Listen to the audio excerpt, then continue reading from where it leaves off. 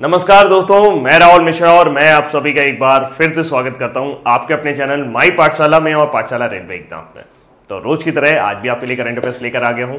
तारीख है 2 जुलाई और आज के इंपॉर्टेंट करंट अफेयर्स में एक बेहद ही गर्व करने वाली बात है और वो क्वेश्चन आपकी स्क्रीन पर है कि भारत ने क्रायोस्टेट का अंतिम पार्ट फ्रांस भेज दिया है। ये क्रायोस्टेट क्या है और इसको क्यों फ्रांस भेजा गया है, इन सभी बातों के बारे में हम लोग चर्चा करेंगे। लेकिन उससे पहले आप वीडियो को शेयर कर दीजिए और लाइक तो जरूर कर दीजिए। चलिए चलते हैं आज के करंट अफेयर्स की ओर। एक क्वेश्चन जरूर आप पढ़ लीजिए कि भारत ने दुनिया के सबसे बड़े परमाणु फ्यूजन प्रोजेक्ट के क्रायोस्टेट के अंतिम हिस्से को पूरा कर लिया है और इस प्रोजेक्ट में भारत का योगदान कितने प्रतिशत है, ये जो पूरा प्रोजेक्ट है उसका योगदान कितना प्रतिशत है, इन सभी बातों के ऊपर चर्चा करते हैं। चलते हैं पहली न्यूज की तरफ। पहली जानकारी है मध्य प्रदेश सरकार जो है वो किल कोरोना नाम का एक अभियान शुरू करने वाली है। अपनी तरह का देश में ये एक बेहद बड़ा अभियान है। बेहद बड़ा इसलिए कह रहा हूं क्योंकि इसमें लगभग 11,458 टीमों का जो है वो साथ लिया जाएगा और प्रतिदिन हर एक टीम 100 घरों का कवर करेगी, 100 घरों का स्क्रीनिंग करेगी। तो किल कोरोना कैंपेन है क्या, इसके बारे में बात करते हैं। तो मध्य प्रदेश सरकार ने कोरोना को जड़ से खत्म करने के लिए, अपने राज्य से पूरी तरह से निकालने के लिए पूल टेस्टिंग की योजना बनाई है। इस टेस्टिंग में मध्य प्रदेश के कई सारे घरों पर जाकर टीम वहां पे सर्वे करेगी, वहां पे सैंपल कलेक्ट करेगी और किसी व्यक्ति को अगर कोरोना संक्रमित पाए जाने की संभावना होगी तो उसका सैंपल लेकर बाकायदा लैब में टेस्ट कराया जाएगा और जरूरी एहतियातन कदम उठाए जाएंगे। इसके अलावा सिर्फ कोरोना ही नहीं, बुखार से पीड़ित किसी भी व्यक्ति अगर वो मलेरिया से पीड़ित है, डेंगू से पीड़ित है तो उसकी भी जांच यहां पर की जाएगी। तो आइए चलते हैं न्यूज की तरफ। मध्य प्रदेश में कोरोना वायरस महामारी के प्रसार को रोकने के लिए राज्य के मुख्यमंत्री शिवराज सिंह चौहान ने घोषणा की है कि वो 1 जुलाई 2020 से राज्य में किल कोरोना अभियान की शुरुआत करेंगे ताकि राज्य के सभी घरों की स्क्रीनिंग की जा सके। इस अभियान की शुरुआत राज्य की राजधानी भोपाल से की गई है। इस अभियान के तहत कुल 11,458 टीमों का गठन किया गया है और प्रत्येक टीम एक दिन में लगभग 100 घर कवर करेगी। डोर टू डोर सर्वे होगा। इस अभियान में कोरोना वायरस के साथ साथ मलेरिया, डेंगू या अन्य मौसमी बीमारियों से पीड़ित मरीजों को भी चिन्हित किया जाएगा और उनका स्वास्थ्य परीक्षण भी किया जाएगा। ध्यान देने योग्य बात यह है कि किल कोरोना अभियान पूरे राज्य में 15 दिनों तक चलाया जाएगा और राज्य सरकार इन 15 दिवसीय अवधि के दौरान तकरीबन 2.5 लाख कोविड-19 परीक्षण करने का लक्ष्य निर्धारित कर रही है। तो 15 दिन का सघन अभियान चलाया जा रहा है। कहां पर? मध्य प्रदेश में। मध्य प्रदेश के मुख्यमंत्री कौन है? शिवराज सिंह चौहान। अब मध्य प्रदेश के बारे में पिछले 6 महीने का करंट अफेयर जल्दी से देख लेते हैं। जैसे मध्य प्रदेश से जुड़ी हुई कल एक न्यूज मैंने आपको बताई थी कि उत्तर प्रदेश की राज्यपाल आनंदीबेन पटेल को एक्स्ट्रा कार्यकाल दिया गया है, एक्स्ट्रा कार्यभार दिया गया है मध्य प्रदेश के राज्यपाल का, क्योंकि मध्य प्रदेश के राज्यपाल लालजी टंडन जो है वर्तमान समय में अवकाश पर चल रहे हैं। इसके अलावा मध्य प्रदेश जो है वो गेहूं को समर्थन मूल्य पर खरीदने वाला देश का राज्य बना। यानी कि इस बार जो गेहूं को समर्थन मूल्य पर सबसे ज्यादा खरीदा है वो मध्य प्रदेश ने खरीदा है और इस सूची में मध्य प्रदेश टॉप पर है। भारत का पहला ई वेस्ट क्लिनिक ये भोपाल में खोला गया और मध्य प्रदेश सरकार ने प्रस्तावना जो है वो स्कूल में, संविधान की जो प्रस्तावना है उसको पढ़ना सभी स्कूलों में अनिवार्य कर दिया। Reading preamble of constitution mandatory in schools of Madhya Pradesh. I think ये पेन आपको थोड़ा सा डिस्टर्ब कर रहा होगा।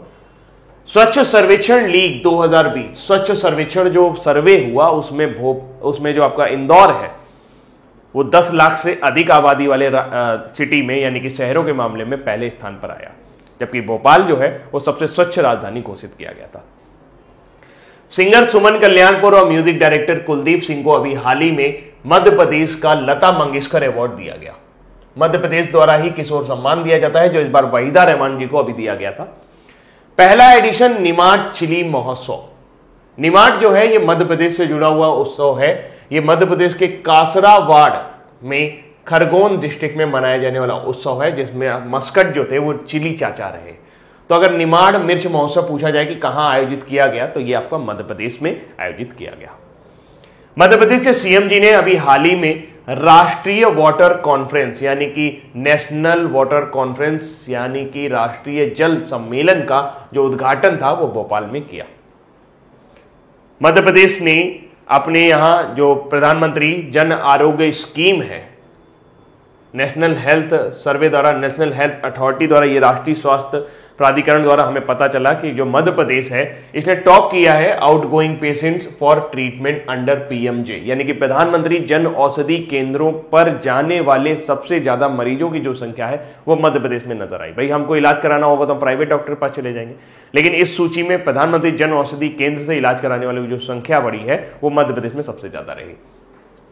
3 दिन का नमस्ते ओरछा फेस्टिवल जो है ये मध्य प्रदेश में हुआ। ओरछा फेस्टिवल जो है ये मध्य प्रदेश से संबंधित है। इंदौर जो है ये पहला सिटी हुआ जिसने अपने पूरे शहर को ड्रोन द्वारा सैनिटाइज किया था। भारत का पहला शहर जिसने पूरे सिटी को ड्रोन द्वारा सैनिटाइज किया वो इंदौर है।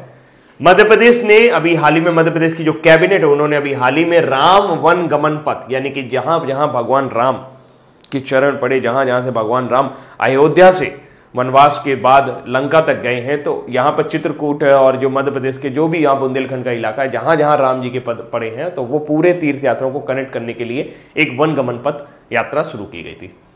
मध्य प्रदेश जो है सरकार ने लॉन्च किया चीफ मिनिस्टर कोविड-19 योद्धा कल्याण योजना। तो जो आंगनवाड़ी के वर्कर हैं और जो असिस्टेंट हैं, सहायक हैं, उनके लिए कोविड-19 के दौरान क्योंकि वो लोग काम कर रहे थे उसके लिए योद्धा कल्याण योजना शुरू की गई थी, जिसमें 10 लाख रुपए तक का बीमा प्रदान किया गया था। मध्य प्रदेश के सीएम शिवराज सिंह चौहान ने जीवन शक्ति योजना शुरू की थी। जीवन शक्ति योजना ये सभी को कोविड-19 के दौरान सुरक्षित रहने के लिए और उनकी इम्यूनिटी यानी कि रोग प्रतिरोधक क्षमता को बढ़ाने के लिए आयोजित की गई थी। कैपिटल की बात करें तो मध्य प्रदेश की कैपिटल भोपाल है। स्टेट एनिमल आपका बारहसिंगा है। स्टेट ट्री बनियान ट्री यानी कि आपका बरगद का पेड़ है। स्टेट फ्रूट आपका मैंगो है। चीफ मिनिस्टर शिवराज सिंह चौहान है जो कि बीजेपी से आते हैं। गवर्नर लालजी टंडन है, लेकिन अभी ये अवकाश पर चल रहे हैं, तो आनंदीबेन पटेल वर्तमान समय में मध्य प्रदेश के गवर्नर का कार्यभार संभाल रही हैं। लोकसभा में मध्य प्रदेश में 29 सीटें हैं जबकि राज्यसभा में 11 सीटें हैं। जनसंख्या की बात करें तो 7,26,26,809 जनसंख्या है और जनसंख्या के मामले में ये भारत के 5वें सबसे बड़े राज्यों में आता है। उत्तर प्रदेश पहले नंबर पर है जनसंख्या के मामले में। क्षेत्रफल की दृष्टि से देखा जाए तो ये दूसरा सबसे बड़ा राज्य है, इससे पहले राजस्थान होता है। इसका जो क्षेत्रफल है वो है 3,08,252 किलोमीटर स्क्वायर। तो ये रही मध्य प्रदेश के बारे में जानकारी जो हिंदी में भी उपलब्ध है। अगली जानकारी की तरफ चलें। जैसे कि मैंने कुछ दिन पहले ही आपको बताया था कि के वेणुगोपाल राव जो कि भारत सरकार के अटॉर्नी जनरल हैं, उनको अभी हाल ही में उनका कार्यकाल 1 साल और बढ़ा दिया गया। हाल ही में राष्ट्रपति रामनाथ कोविंद ने वरिष्ठ अधिवक्ता के वेणुगोपाल को एक बार पुनः अटॉर्नी जनरल के पद पर नियुक्त कर दिया है। के वेणुगोपाल की नियुक्ति 1 वर्ष की अवधि के लिए की गई है। ध्यान देने योग्य बात यह है कि राष्ट्रपति द्वारा यह निर्णय 30 जून 2020 को अटॉर्नी जनरल के रूप में के वेणुगोपाल के 3 वर्ष के कार्यकाल की समाप्ति से पूर्व लिया गया था। 30 जून 2017 को के वेणुगोपाल को भारत का 15वां अटॉर्नी जनरल नियुक्त किया गया था। इनकी नियुक्ति पूर्व अटॉर्नी जनरल मुकुल रोहतगी के स्थान पर की गई थी। संविधान के अनुच्छेद 76 के अंतर्गत भारत का अटॉर्नी जनरल भारत सरकार का मुख्य कानूनी सलाहकार और उच्चतम न्यायालय के सरकार का प्रमुख अधिवक्ता होता है। एक होता है अटॉर्नी जनरल, एक होते हैं सॉलिसिटर जनरल। तो अटॉर्नी जनरल की सहायता करने के लिए सॉलिसिटर जनरल होते हैं, जबकि जो पद केंद्र में अटॉर्नी जनरल का होता है वही पद सरकार राज्यों में आपका एडवोकेट जनरल का होता है, जिसे महाधिवक्ता कहा जाता है, इसे महान्यायवादी कहा जाता है। तो इसे थोड़ा सा ध्यान रखिएगा। हाँ, इसका आर्टिकल जरूर याद रखिएगा। महान्यायवादी जी का आर्टिकल जो है वो अनुच्छेद 76 है और भारत के पहले महान्यायवादी यानी अटॉर्नी जनरल आपके MC सीतलवाड़ थे। थोड़ा सा और आपको जानकारी दे देता हूं इनके बारे में। भारत का महान्यायवादी अटॉर्नी जनरल भारत सरकार का मुख्य कानूनी सलाहकार तथा भारतीय उच्चतम न्यायालय में सरकार का प्रमुख वकील होता है। अगर भारत सरकार के खिलाफ आप कोई मुकदमा करेंगे तो आपके मुकदमे तो आप किसी और वकील को करेंगे, लेकिन जो भारत सरकार की तरफ से पैरवी करने जो वकील आएगा वो कौन आएगा? वो आपका या तो सॉलिसिटर जनरल आएंगे या तो अटॉर्नी जनरल आएंगे। सॉलिसिटर जनरल की बात करें तो आप ऐसा अटॉर्नी जनरल की अगर आप बात करें तो आप ऐसा कह सकते हैं कि भारत सरकार का प्रमुख कानूनी अधिकारी यही होता है। भारत सरकार को कानूनी सलाह देने का भी काम करता है और राष्ट्रपति के प्रसाद पर्यंत पद ग्रहण करता है। भारत का न्यायवादी अनुच्छेद 76 की नियुक्ति भारत के राष्ट्रपति द्वारा की जाती है। जो व्यक्ति सुप्रीम कोर्ट का न्यायाधीश बनने की योग्यता रखता है ऐसे किसी व्यक्ति को राष्ट्रपति महान्यायवादी के पद पर नियुक्त कर सकते हैं। देश के महान्यायवादी का कर्तव्य कानूनी मामलों में केंद्र सरकार को सलाह देना और कानूनी प्रक्रिया में उनकी जिम्मेदारियों को निभाना है जो राष्ट्रपति की ओर से उनके पास भेजे जाते हैं।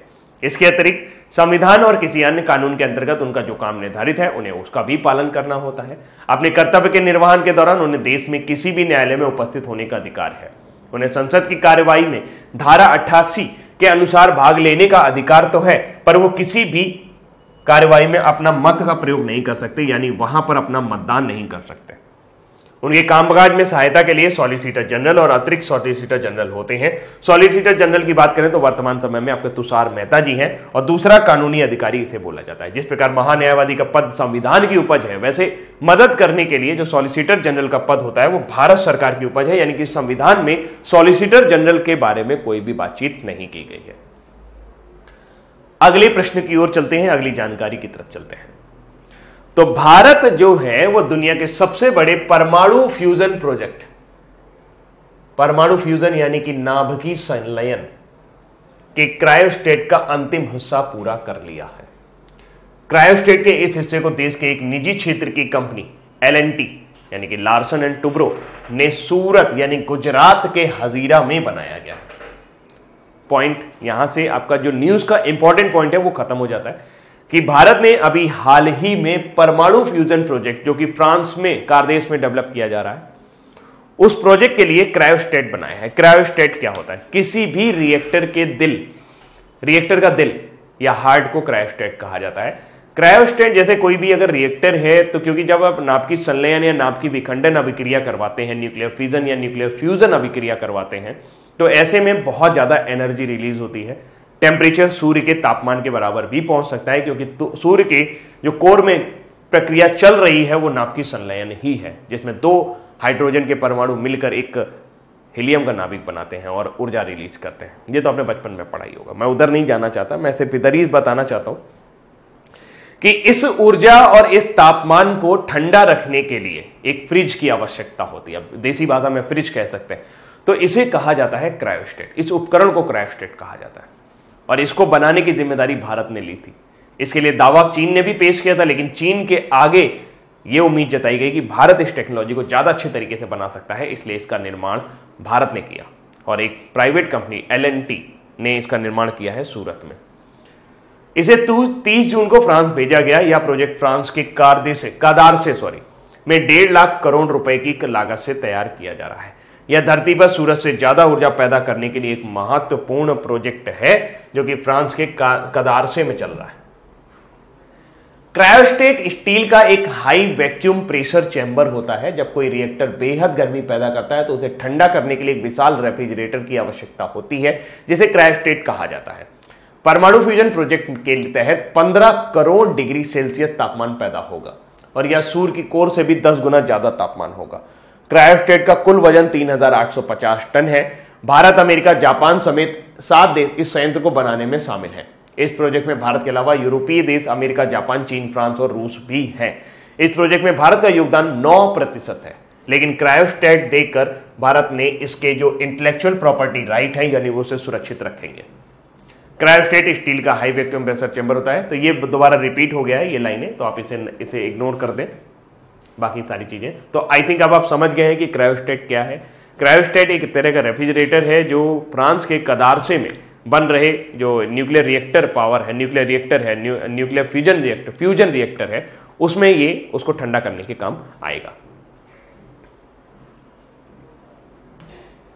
अगली जानकारी की तरफ चलते हैं। अगली जानकारी है प्रधानमंत्री जी 30 जून को पूरे देश से मुखातिब हुए और उन्होंने राष्ट्र को संबोधित करते हुए गरीब कल्याण अन्न योजना के बारे में बात की है। गरीब कल्याण अन्न योजना से भी ज्यादा इंपॉर्टेंट है गरीब कल्याण रोजगार अभियान। गरीब कल्याण रोजगार अभियान 6, 116, 125 ये डेटा जरूर याद रखेंगे। 6 राज्यों में शुरू किया गया है, 116 जिलों में शुरू किया गया है और 125 दिनों तक चलने वाला सघन अभियान है, जिसमें 12 डिपार्टमेंट्स को मिला करके मनरेगा के तहत काम जनरेट किया जाएगा, यानी कि श्रम जनरेट किया जाएगा और लोगों को रोजगार प्रदान किया जाएगा, खास करके प्रवासी मजदूरों को। इसकी शुरुआत 20 जून को बिहार के खगड़िया जिले से हुई थी। माफी चाहूंगा अगर किसी को मेरे ये बोलना बुरा लगा था, क्योंकि मैंने एक कमेंट पढ़ा था कि सर खगड़िया से मैं हूं और मेरे जिले का सही से नाम लीजिए। शायद मेरे मुंह से अनजाने में कुछ और नाम निकल गया होगा और उसके लिए मैं तहे दिल से मैं किसी का भी मतलब इस तरह से किसी भी प्रांत की या किसी भी देश की या किसी भी जाति या धर्म की किसी भी भावना को ठेस नहीं पहुंचाना चाहता हूं, और ऐसा मुझसे अनजाने में हुआ होगा, अगर मेरे मुंह से खगड़िया के अलावा कोई और शब्द निकल गया होगा तो, और मुझे याद भी नहीं है एग्जैक्टली मैंने क्या बोला था, तो इस अनजानी चीज के लिए मुझे माफ कर दीजिएगा। आपने कई सारे कमेंट किए थे कि आप मेरे मैं खगड़िया से हूं, सही से नाम लीजिए, सही से नाम लीजिए, तो ये आपके लिए था, तो मैं आपसे क्षमा याचना करता हूं। आगे चलते हैं हम लोग। तो हाल फिलहाल अगर मेरे मुंह से कभी कुछ निकल जाता है तो थकान की वजह से ऐसा हो जाता है कभी कभी कि दिमाग कहीं और चला जाता है, और जिसकी वजह से जो टंग है वो स्लिप कर जाता है।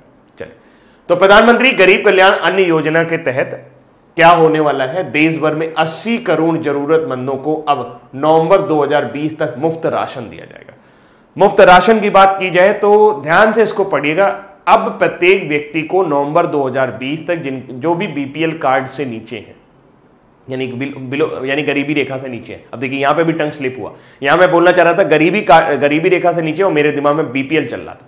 तो बीपीएल कार्ड धारकों के लिए ये योजना है, और उन्हें 5 किलो गेहूं या 5 किलो चावल दोनों नहीं मिलेगा। 5 किलो गेहूं मिलेगा या 5 किलो चावल प्रत्येक व्यक्ति को हर महीने मिलेगा। इसके अलावा प्रोटीन का ध्यान रखते हुए उन्हें 1 किलो दाल भी दी जाएगी। तो इस योजना के अंतर्गत परिवारों को हर सदस्य को हर महीने 5 किलोग्राम गेहूं या चावल और 1 किलोग्राम चना मुफ्त उपलब्ध कराया जाएगा। चना की जगह अगर आप दाल लेना चाहेंगे तो दाल मिल जाएगा।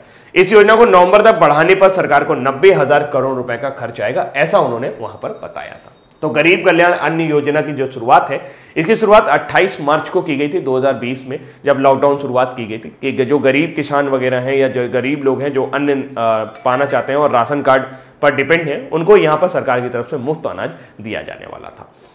इसके अलावा आगे लेके चलते हैं गरीबी अगली न्यूज की ओर, और अभी थोड़ा सा गरीबी के बारे में हम लोग और चर्चा भी करेंगे एक न्यूज में।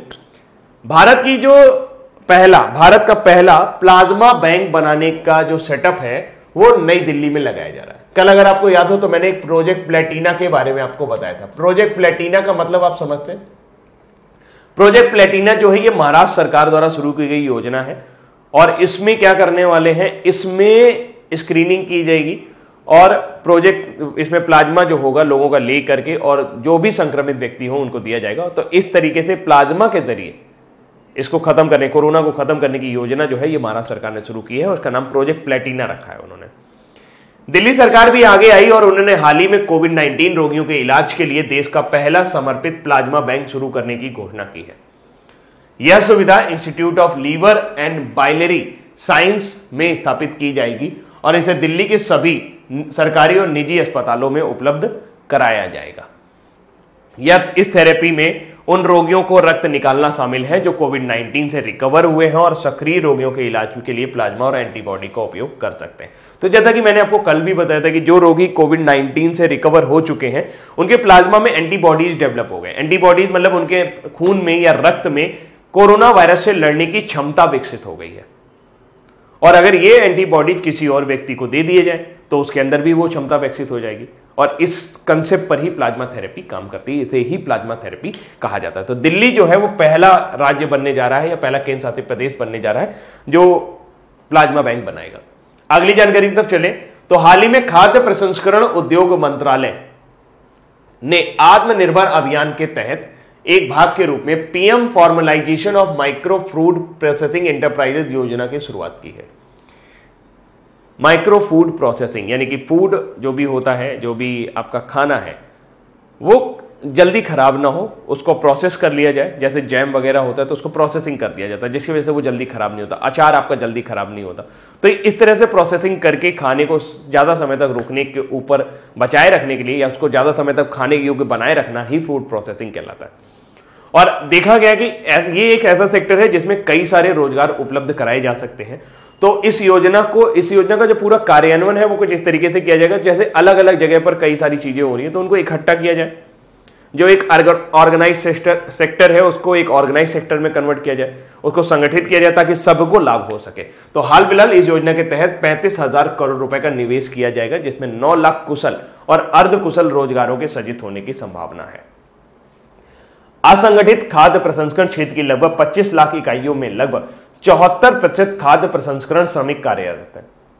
मौजूदा सूक्ष्म खाद्य प्रसंस्करण उद्यमों के उन्नयन के लिए वित्तीय, तकनीक और व्यावसायिक सहायता प्रदान करना, सूक्ष्म खाद्य प्रसंस्करण इकाइयों की क्षमता निर्माण और अनुसंधान पर विशेष ध्यान केंद्रित करना है। आपको यह याद रखना होगा कि PM formalisation of micro food processing enterprise जो है, ये किस का अभियान है? आत्मनिर्भर भारत अभियान के अंतर्गत शुरू किया गया है खाद्य प्रसंस्करण उद्योग मंत्रालय द्वारा। इसकी आवश्यकता क्या है? असंगठित खाद्य प्रसंस्करण क्षेत्र द्वारा निम्नलिखित चुनौतियों का सामना किया जा रहा है जिनका समाधान आवश्यक है। पहली बात तो बेसिक इंफ्रास्ट्रक्चर बहुत गड़बड़ है और जो है भी वो सही ढंग से सब पर वितरित नहीं है।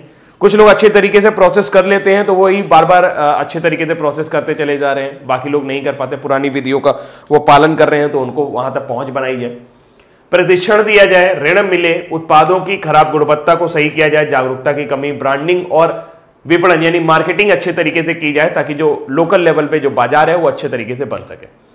योजना को वर्ष 2020-21 से 2024-25 तक के लिए 5 वर्षों की अवधि में लागू किया जाएगा और ये पूरा का पूरा जो डेवलपमेंट है ये ओडीओपी पर बेस किया, यानी वन डिस्ट्रिक्ट वन प्रोडक्ट, एक जिला एक उत्पाद, एक ऐसी योजना है जैसे मान लीजिए हमारे यहां कानपुर के ठग्गू के लड्डू फेमस है। मैं एग्जांपल दे रहा हूं, इस पर ये काम नहीं करेगा। ठग्गू के लड्डू बड़े फेमस है, तो अब ठग्गू के जो लड्डू हैं उसको मार्केटिंग भी कानपुर से ही हो जाए, उसकी पैकिंग भी कानपुर से ही हो जाए, वो प्रोडक्ट भी कानपुर से ही हो जाए, मतलब वो एंड यूजर तक जहां पे भी पहुंचना है उससे पहले सारा काम आपका कानपुर में ही हो जाए। एक उत्पाद को बनाने से लेकर उसके रॉ मटेरियल से लेकर उसको इकट्ठा करने से लेकर उसको बनाने से लेकर उसके मार्केटिंग तक, उसके प्रोसेसिंग तक सारा काम एक ही जिले में कर दिया जाए तो इस तरीके से ये पूरा का पूरा सेक्टर जो है वो ऑर्गेनाइज हो जाएगा और यही इस योजना का मुख्य उद्देश्य है। तो निवेश प्रबंधन आम सेवाओं का लाभ उठाने और उत्पादों के विपणन को बढ़ाने के लिए योजना के तहत एक जिला और एक उत्पाद के दृष्टिकोण को अपनाया गया है। राज्य द्वारा कच्चे माल की उपलब्धता को ध्यान में रखते हुए एक जिले के लिए एक खाद्य उत्पाद की पहचान की जाएगी। ओडीओपी में जल्दी खराब होने वाले उत्पाद या अनाज आधारित उत्पाद हो सकता है जिसका जिले और उनके संबंध क्षेत्रों में व्यापक स्तर पर उत्पादन किया जाता है। ऐसे उत्पादों की सूची में आम, आलू, लीची, टमाटर, साबूदाना, कीनू, भुजिया, पेठा, पापड़, अचार, मत्स्य, मुर्गी पालन आदि शामिल है। तो खाद्य प्रसंस्करण उद्योग द्वारा मंत्रालय द्वारा इस योजना को शुरू किया जाएगा। अगली जानकारी है भारतीय रिजर्व बैंक के पूर्व गवर्नर चक्रवर्ती रंगराजन यानी श्री रंगराजन को सांख्यिकी में लाइफ टाइम अचीवमेंट के पहले प्रोफेसर पीसी महालनोबिस पुरस्कार से सम्मानित किया गया। अगर आपको याद हो, याद है कि नहीं याद है, अभी हमने कुछ दिन पहले ही 29 जून को राष्ट्रीय सांख्यिकी दिवस मनाया।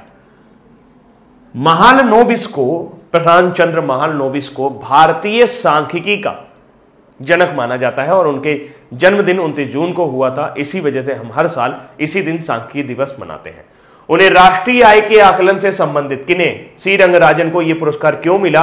क्योंकि उन्होंने जो राष्ट्रीय आय से आकलन से संबंधित अपने आंकड़े प्रस्तुत किए वो बड़े बेहतर तरीके से प्रस्तुत किए और तेंदुलकर समिति द्वारा जो आंकड़े दिए गए थे उनको उन्होंने बताया कि उसमें क्या क्या गलतियां थी।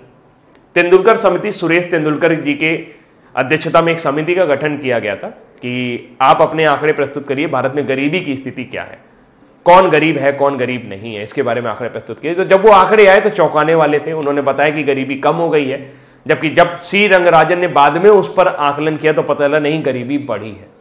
तो इनको इसीलिए ये पुरस्कार दिया गया है, लाइफ टाइम अचीवमेंट अवार्ड दिया गया है। तो ऐसा याद रखिएगा कि पीसी महालनोबिस पुरस्कार से सम्मानित किसे किया गया है, तो श्री रंगराजन को यह पुरस्कार दिया गया है। इस पुरस्कार की शुरुआत सांख्यिकी और कार्यक्रम कार्यान्वयन मंत्रालय द्वारा इसी वर्ष यानी 2020 में की गई है और अब इसे आधिकारिक सांख्यिकी के विकास और संवर्धन के लिए किसी भी व्यक्ति द्वारा उत्कृष्ट और सराहनीय योगदान के लिए प्रतिवर्ष प्रदान किया जाएगा। यानी कि जो बेहतर तरीके से आंकड़े प्रस्तुत करेंगे उनके बारे में बात करेंगे। थोड़ा सा आपको ले चलता हूं हिस्ट्री की तरफ। ये रंगराजन समिति जी ने अभी हाल ही में सिफारिश की थी कि शहरों में प्रतिदिन 47 रुपए से कम खर्च करने वाले व्यक्ति को आप गरीब की श्रेणी में रखिए, जबकि तेंदुलकर समिति की रिपोर्ट के मुताबिक कोई व्यक्ति शहरी क्षेत्रों में अगर 33 रुपए से कम खर्च करता है तो वो गरीब होता है। और बात करते हैं रंगराजन समिति के अनुमानों के अनुसार 2009-10 में 38.2% आबादी गरीब थी, जो 2011-12 में थोड़ी सी कम होकर 29.5% पर आ गई। जबकि तेंदुलकर समिति का जो सबसे खतरनाक आंकड़ा था जिसने पूरे देश को चौंकाया था वो ये था कि 2009-10 में गरीबों की आबादी 29.8% थी, जो 2011-12 में अचानक से 2 वर्षों में घटकर 21.9% आ गई। बहुत बड़ी गिरावट थी और यही एक ऐसा आंकड़ा था जिसने इस समिति के ऊपर सवाल उठा दिया था। रंगराजन समिति ने ग्रामीण इलाकों में प्रतिमाह 972 रुपए यानी 32 रुपए प्रतिदिन से कम खर्च करने वाले को गरीबी श्रेणी में रखा है, जबकि तेंदुलकर समिति ने यह 816 रुपए यानी कि 27 रुपए से कम खर्च करने वाले को रखा था। रंगराजन समिति के अनुसार 2011-12 में भारत में गरीबों की संख्या 36.3 करोड़ थी, जबकि 2009-10 में यह आंकड़ा 45.4 करोड़ था। तेंदुलकर समिति के अनुसार 2009-10 में देश में गरीबों की संख्या 35.4 करोड़ थी, जो 2011-12 में घटकर 26.9 करोड़ रह गई। तो कहीं ना कहीं ये आंकड़े एक दूसरे को विवादास्पद थे और बाद में रंगराजन समिति की जो रिपोर्ट है उसको सही माना गया है। अगली जानकारी की तरफ चलते हैं। हेमिस सेचू नाम का एक जो उत्सव है लद्दाख में मनाया जाता है। हेमिस नेशनल पार्क के बारे में आपने सुना होगा। भारत में सबसे ज्यादा ऊंचाई पर स्थित जो नेशनल पार्क है वो कौन सा है? वो हेमिस नेशनल पार्क है। ये जम्मू कश्मीर से लेकर लद्दाख तक फैला हुआ है। तो हेमिस जो उत्सव है ये आपका लद्दाख में मनाया जाता है गुरु पद्म संभव की याद में, उनके द्वारा किए गए क्रियाकलाप की याद में। बौद्ध धर्म में एक शाखा है तांत्रिक शाखा, यानी कि जो तंत्र मंत्र पर भी विश्वास रखती है। और इस शाखा का जो पैगंबर थे या इस शाखा का जो आगे अग्रदूत थे वो पद्म संभव थे, और उससे पहले उनके गुरु रिपोंछे थे। नेपाल में रिपोंछे गुरु का काफी ज्यादा नाम है, गुरु रिपोंछे का काफी ज्यादा नाम है, और उनके आधार पर ही कई सारे सम्मेलन वगैरह किए जाते हैं, कई सारे उत्सव मनाए जाते हैं। तो हाल फिलहाल गुरु पद्म संभव जी के नाम पर एक उत्सव मनाया जाता है जिसे हेमिस उत्सव कहा जाता है। इस हेमिस उत्सव ये लद्दाख में मनाया जाता है, और इस बार ये उत्सव आपका तिब्बतियन 5वें कैलेंडर के आधार पर आपका 30 जून और 1 जुलाई के दौरान मनाया गया 2 दिवसीय उत्सव होता है। तो इसको याद रखेंगे। और इसमें जो सबसे मुख्य आकर्षण रहता है वो मुखौटा लगाकर डांस करते हैं। डांस फॉर्म में पद्म संभव ने जो बौद्ध धर्म के शत्रु थे उनके खिलाफ लड़ाई करी थी, और पूरे क्रियाकलाप जो उनके रहे या उनके जो भी डांस मूव होते हैं वो उसी लड़ाई को दर्शाते हुए डांस मूव होते हैं। इसके अलावा इसके कई सारे और फीचर होते हैं, जैसे कि छाम डांस आपको यहां पे देखने को मिलेगा। इस मास्क डांस यानी कि मुखौटा वाला जो नाच होता है, नृत्य होता है, मुखौटा लगा के बड़े बड़े मुखौटे लगा के डांस करते हैं, इस डांस को कहा जाता है छाम डांस। और इसके अलावा डेविल डांस, अपोजिट डांस, मतलब ये दोनों ही डांस यहां पर होते हैं। जो पद्म संभव वाला स्टेप करते हैं उन्हें छाम डांस कहा जाता है, और जो उनके शत्रुओं वाला स्टेप करते हैं, शैतान माना जाता है उन्हें, तो वो डेविल डांस कहलाते हैं, और इसमें हैंडीक्राफ्ट वगैरह सजाए जाते हैं। इसके अलावा छेंग एक नाम का एक आपका लोकल ड्रिंक होता है जो आपको यहां पर पीने को मिलेगा। अगर कभी आपको हेमिस जाने को मिले तो ये ड्रिंक जरूर ट्राई करिएगा, मजा आएगा आपको। तो यू मस्ट ट्राई इट। आगे जानकारी तक चले तो वर्ल्ड बैंक ने दिए हैं 29 जून 2020 को भारत सरकार और विश्व बैंक समूह ने तमिलनाडु में शहरी गरीबों को किफायती आवास प्रदान करने के लिए एक समझौते पर हस्ताक्षर किए हैं। विश्व बैंक ने तमिलनाडु की राज्य की किफायती आवास परियोजना के लिए $250 मिलियन ऋण को मंजूरी दी है। इस समझौते के अंतर्गत 2 परियोजनाएं हैं, तमिलनाडु आवास क्षेत्र सुदृढ़ीकरण कार्यक्रम और तमिलनाडु आवास विकास परियोजना। दोनों परियोजनाओं के लिए ऋण विश्व बैंक समूह की ऋण शाखा international bank for reconstruction and development द्वारा प्रदान किया गया है। इस ऋण की परिपक्वता अवधि 20 वर्ष रहेगी। और अगर आपको याद हो तो अभी एक दिन पहले ही वर्ल्ड बैंक ने कितने रुपए दिए हैं? $500 मिलियन दिए हैं। ये किस लिए दिए हैं? ये स्टार्स प्रोग्राम के लिए दिए गए हैं, ताकि जो हमारी शिक्षा का स्तर है उसको भारत में डेवलप किया जा सके। न्यूज फटाफट में भारत में प्रत्येक साल 1 जुलाई को राष्ट्रीय चिकित्सक दिवस मनाया जाता है। इस दिवस को मनाने का मुख्य उद्देश्य डॉक्टरों को उनके अमूल्य योगदान के लिए सम्मान देना है। भारत में साल 1991 में इसी दिन को मनाने की शुरुआत हुई थी, और इस साल कोरोना महामारी के चलते नेशनल डॉक्टर डे की थीम की घोषणा नहीं हुई। 1 जुलाई नेशनल डॉक्टर डे और 1 जुलाई को नेशनल चार्टेड अकाउंटेंट डे भी मनाया जाता है। नेशनल चार्टेड अकाउंटेंट डे अथवा CA डे हर साल 1 जुलाई को मनाया जाता है। यह दिन 1949 में भारत की संसद द्वारा स्थापित की गई institute of chartered accounts of India की स्थापना के उपलक्ष्य में मनाया जाता है।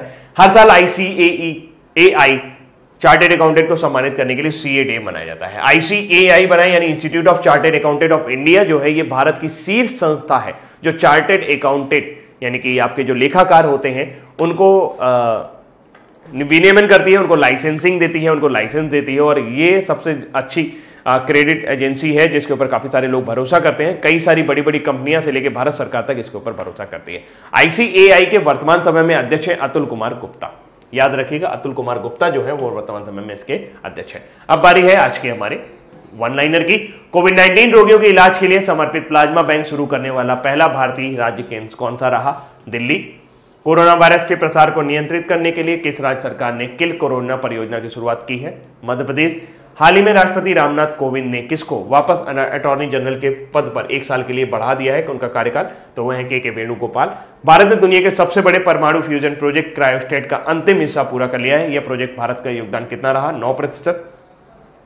हाल ही में खाद्य प्रसंस्करण उद्योग मंत्रालय ने आत्मनिर्भर भारत अभियान के एक भाग के रूप में PM formalisation of micro food processing enterprises के तहत कुल कितने करोड़ रुपए का निवेश करने की बात की है? तो 35,000 करोड़ रुपए का निवेश करने की बात की है। किसको आधिकारिक सांख्यिकी में लाइफ टाइम अचीवमेंट के पहले प्रोफेसर पीसी महालनोबिस पुरस्कार से सम्मानित किया गया है? वो है सी रंगराजन। हेमिस सेचू किस राज्य का सबसे प्रशिक्षित त्योहार है जो 2 दिनों तक मनाया जाता है? तो ये लद्दाख का त्योहार है। गुरु पद्म संभव के क्रियाकलाप के याद में मनाया जाता है। भारत में प्रत्येक साल राष्ट्रीय चिकित्सा दिवस कब मनाया जाता है? 1 जुलाई को। और नेशनल चार्टर्ड अकाउंट डे हर साल कब मनाया जाता है? 1 जुलाई को। विश्व बैंक ने किस भारतीय राज्य की किफायती आवास परियोजना के लिए $250 मिलियन ऋण को मंजूरी दी है? तो वह है तमिलनाडु। अब बारी है आज के हमारे क्विज की। कोविड-19 रोगियों के इलाज के लिए समर्पित प्लाज्मा बैंक शुरू करने वाला पहला भारतीय राज्य या केंद्र शासित प्रदेश कौन सा है? याद है बिल्कुल आपको, दिल्ली। Very good. अगला, कोरोना वायरस के प्रसार को नियंत्रित करने के लिए किस राज्य सरकार ने किल कोरोना अभियान शुरू करने की बात की है? तो वो शुरू करेंगे मध्य प्रदेश। हाल ही में राष्ट्रपति रामनाथ कोविंद ने एक बार फिर के वेणुगोपाल जी को वापस अटॉर्नी जनरल बना दिया है 1 साल के लिए। भारत ने दुनिया के सबसे बड़े परमाणु फ्यूजन प्रोजेक्ट के क्रायोस्टेट का अंतिम हिस्सा पूरा कर लिया है। इस प्रोजेक्ट में भारत का योगदान कितने प्रतिशत है? इस प्रोजेक्ट में भारत का योगदान 9% है। हाल ही में खाद्य प्रसंस्करण उद्योग मंत्रालय ने आत्मनिर्भर भारत अभियान के एक भाग के रूप में PM formalisation of micro food processing enterprise योजना के तहत कुल कितने करोड़ रुपए का निवेश करने की बात की है? तो 35,000 करोड़। किसको आधिकारिक सांख्यिकी में लाइफ टाइम अचीवमेंट के पहले प्रोफेसर पीसी महालनोबिस पुरस्कार से सम्मानित किया गया है? तो वो है चक्रवर्ती रंगराजन यानी कि सी रंगराजन। हेमिस सेचू किस राज्य का सबसे प्रशिक्षित त्योहार है जो 2 दिनों तक मनाया जाता है? तो ये लद्दाख का प्रशिक्षित त्योहार है जो 2 दिनों तक मनाया जाता है। भारत में प्रत्येक साल राष्ट्रीय चिकित्सक दिवस कब मनाया जाता है? 1 जुलाई को भारत में हर साल राष्ट्रीय चिकित्सक दिवस मनाया जाता है। नेशनल चार्टर्ड अकाउंटेंट डे हर साल कब मनाया जाता है? 1 जुलाई को। और विश्व बैंक ने किस भारतीय राज्य की किफायती आवास परियोजनाओं के लिए $250 मिलियन के ऋण को मंजूरी दी है? तो वह है तमिलनाडु। तो ये रहे दोस्तों आज के हमारे इंपॉर्टेंट करंट अफेयर्स, और उम्मीद करते हैं कि आपकी अपेक्षाओं पर खरा उतरा होगा और जैसा आप सोच रहे होंगे वैसा आपने वैसे आपको यहाँ पर करंट अफेयर्स का प्रेजेंटेशन मिला होगा। तो अगर ऐसा कुछ हुआ है, आपकी सारी उम्मीदें पूरी हुई हैं, तो वीडियो को शेयर करना मत भूलिएगा। फेसबुक पे शेयर कर सकते हैं, व्हाट्सएप पे शेयर कर सकते हैं। अभी के लिए इतना ही रखते हैं। Thank you so much, bye bye.